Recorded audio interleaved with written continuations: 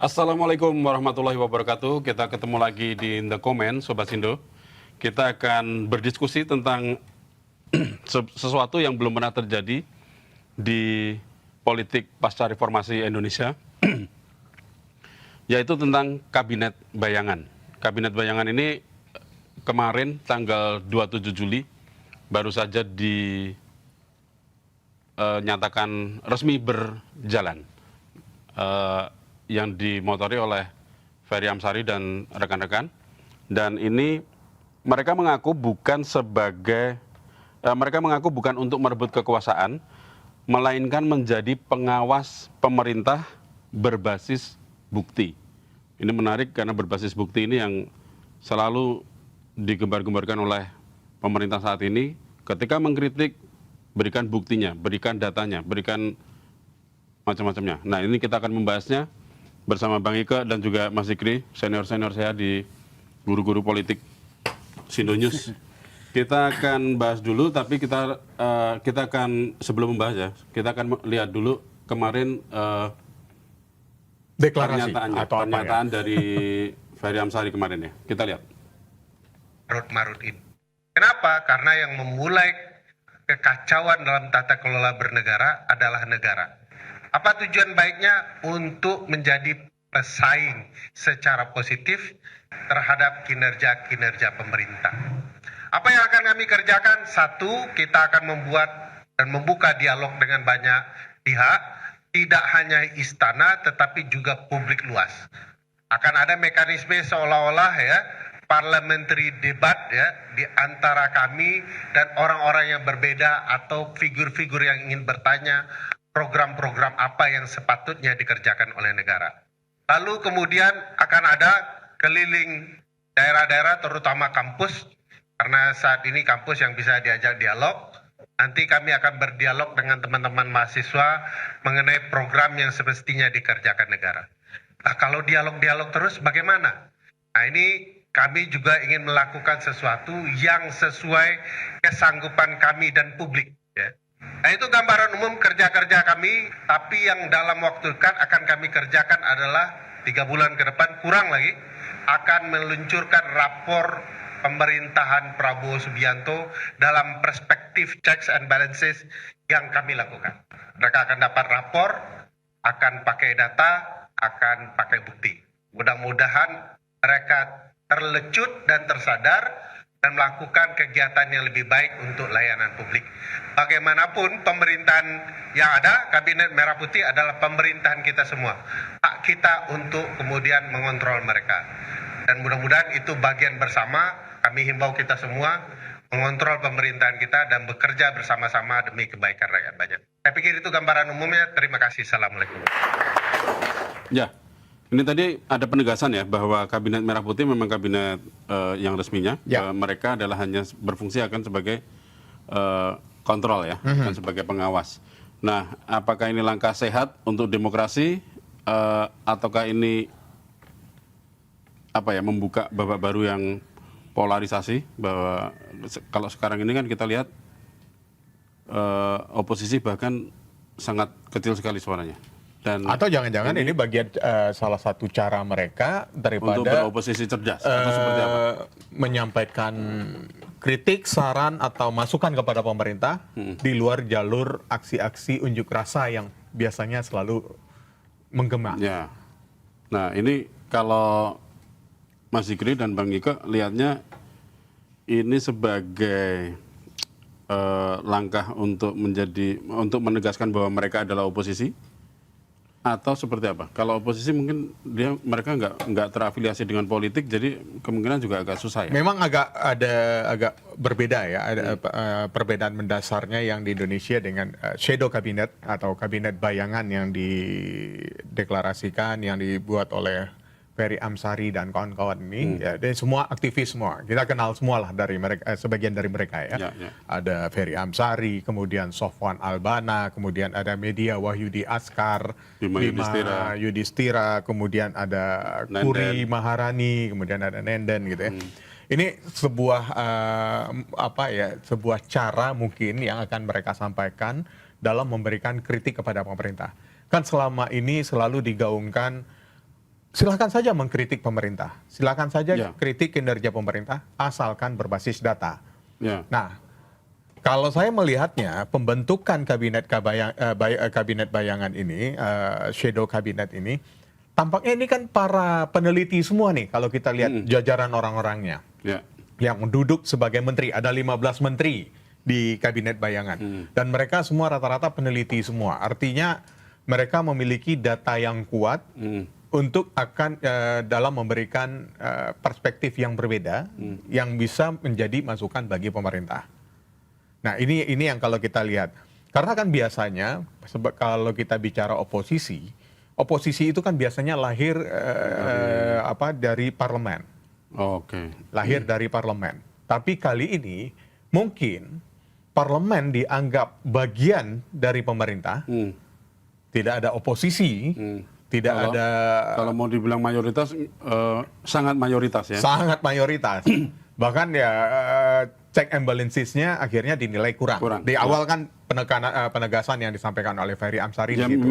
memang pantas disebut kurang kalau kita bilang tidak ada ya. Daripada kita bilang tidak ada sama sekali, ya kita sebut aja kurang. Nah, itu akhirnya mereka membentuk extra parliamentary opposition, arti oposisi di luar parlemen. Nah, ini bukan hal yang baru kalau dari beberapa ini yang saya baca, yang saya lihat ya tadi.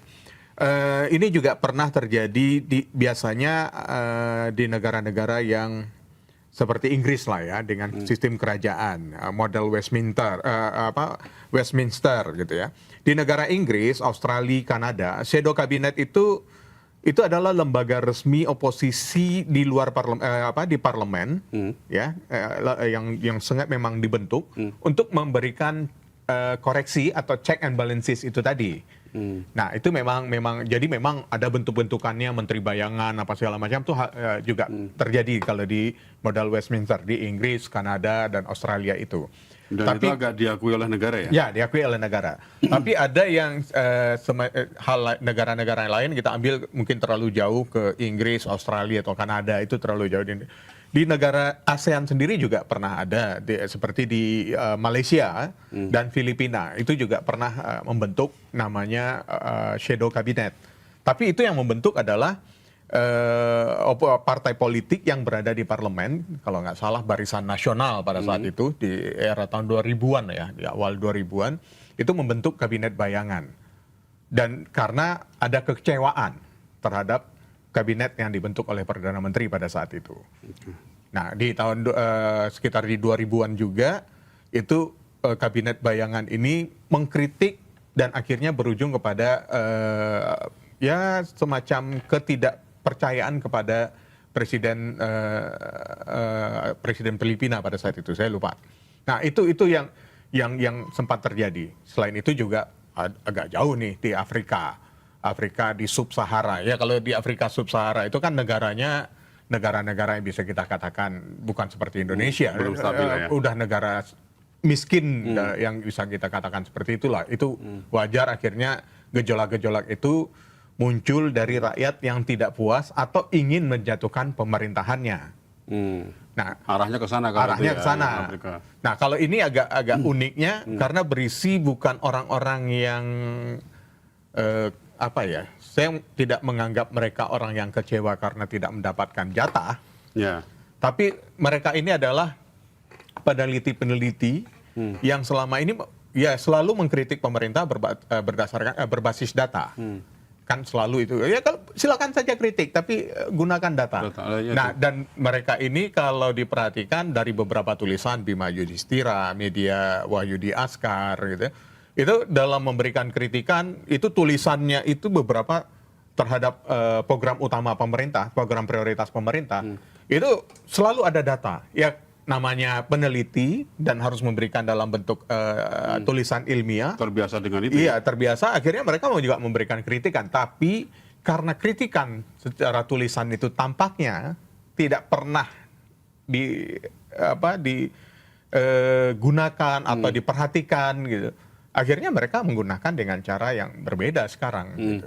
Itu kalau saya melihatnya begitu, Bung Teguh. Kalau ini ya, kalau Mas Zikri lihat ini pembentukan ini apakah memang karena sudah tidak ada lagi dalam tanda kutip kepercayaan terhadap parlemen sebagai yang harusnya unsur penyeimbang pemerintah, atau seperti apa? Ya, tadi kita sudah singgung ya soal kepercayaan terhadap parlemen ini memang kurang, kemudian juga fungsi pengawasan terutama ya. Kalau fungsi lain mungkin jalan, Mas, fungsi anggaran, fungsi legislasi jalan. Tapi fungsi anggaran paling cepat kayaknya. Iya. Fungsi kontrol yang fungsi kontrol di DPR ini ya, yang memang dilihat kurang, bahkan ada mungkin sebagian publik yang menilai ya DPR sebagai stempel pemerintah aja gitu kan. Nah, itu. Ya, jarang sekali kita ya mungkin pada saat era-era Pak SBY ya, di mana dinamika di parlemen itu sangat kentara gitu, rapat sampai tengah malam segala macam, sampai waktu kita dulu kita ingat gitu ya, kita ingat pembentukan angket Senturi betapa parlemen itu sungguh bekerja ya, bahkan pada saat kenaikan BBM juga. Betul ya, bahkan alumni Pansus Senturi juga mungkin sebagian juga sudah ada yang di kabinet yang sekarang ya gitu, kabinet Merah Putih. Jadi memang ini merupakan sebuah hal yang sangat positif tentu ya, ketika fungsi parlemen ini, fungsi pengawasan terlihat kurang, dengan kehadiran 15 menteri di kabinet bayangan ini, tentu kita harapkan mereka bisa menjadi sparring partner lah bagi pemerintah dalam merumuskan kebijakan-kebijakan yang tentu berpihak kepada rakyat, gitu Mas. Bedanya dengan parlemen orang politik nih. Kalau 15 menteri ini kan salah satu syaratnya pada saat perekrutan adalah mereka bukan kader politik, bukan partisan partai politik juga. Itu Mas. Dan bahkan tidak terafiliasi politik manapun ya. Iya. Itu betul. Yang ya ini memang harus ditekankan banget ya terhadap soal dia terafiliasi dengan politik mana atau mana, terhadap kabinet bayangan ini, karena begitu ada sedikit pun aja gitu ya, misalnya satu orang aja nih yang terafiliasi ke situ, kepercayaan masyarakat ya pasti akan kurang juga terhadap dan akhirnya kabinet bayangan ini kan. Kalau saya sih cuman ini doang, ngerecokin doang nanti. Iya betul. Karena kalau saya sih mungkin kalau kita melihat, kita tidak bisa lepas atau menutup mata terhadap aksi unjuk rasa yang terjadi pada Agustus 2025 yang lalu ya, bahwa masyarakat begitu geramnya protesnya kepada DPR yang selalu tidak memberikan check and balances kepada pemerintah. Apalagi kalau kita lihat sekarang fungsi kontrol masih kita disebutkan fungsi kontrol pengawasan gitu, itu sangat lemah ya, gimana lagi? Karena kan ini ibaratnya sudah koalisi yang sangat gemuk sekali nih di parlemen gitu loh. Jadi artinya apapun yang dilakukan oleh pemerintah ya mereka akan mengamini. Karena ada beberapa catatan yang saya baca dari tulisan dari salah satu menteri di sana, kalau nggak salah media Wahyudi Askar yang pernah sama Bima Yudhistira atau Bima ya. Itu mereka menggambarkan bahwa dalam kondisi saat ini di mana biasanya dalam pembuatan kebijakan itu pemerintah kan selalu memulai dari ada semacam studi dulu. Ada semacam penyampaian kepada publik dulu atau melihat seperti apa gitu. Kemudian dibuat mengeluarkan sebuah kebijakan. Untuk mengeluarkan sebuah kebijakan. Terus kemudian disampaikan ke DPR, nih payung hukumnya gimana. Sehingga pada saat pelaksanaannya sudah ada yang mewadahi atau melindungi dari akte kebijakan tersebut. Tapi kalau sekarang kan enggak. Bentuk saja dulu beberapa kebijakan ya yang kita lihat ya beberapa. Itu malah belum ada payung hukumnya. Tapi sudah ada dibentuk lembaga institusinya. Itu yang dilantik orangnya.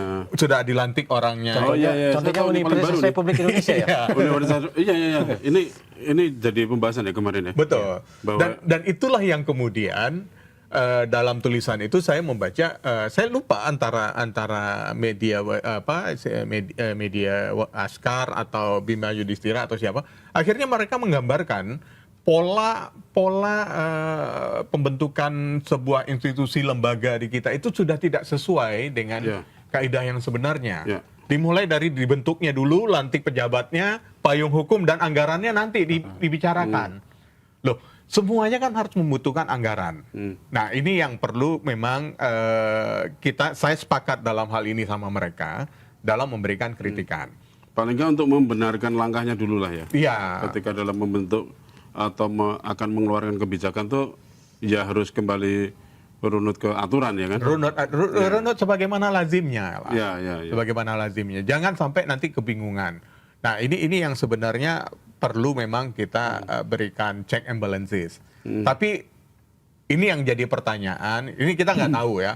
Mereka kan belum, baru tanggal 27 Juli kemarin, baru kemarin ada 15 menteri, rapat perdana ya diumumkan, kemudian sudah ada 15 menteri, kemudian mereka akan bekerja dengan menargetkan, tadi Ferry Amsari menyebut 3 bulan ya. Kalau bisa kurang dari itu. Nah, cuma yang agak saya khawatirkan, ini bulan depan kan Agustus, Bung Teguh, Mas Zikri. Kan biasanya tanggal 16 Agustus itu ada nota keuangan, ya laporan presiden, kemudian rancangan anggaran tahun depan ya 2027 gitu ya. Itu presiden menyampaikan.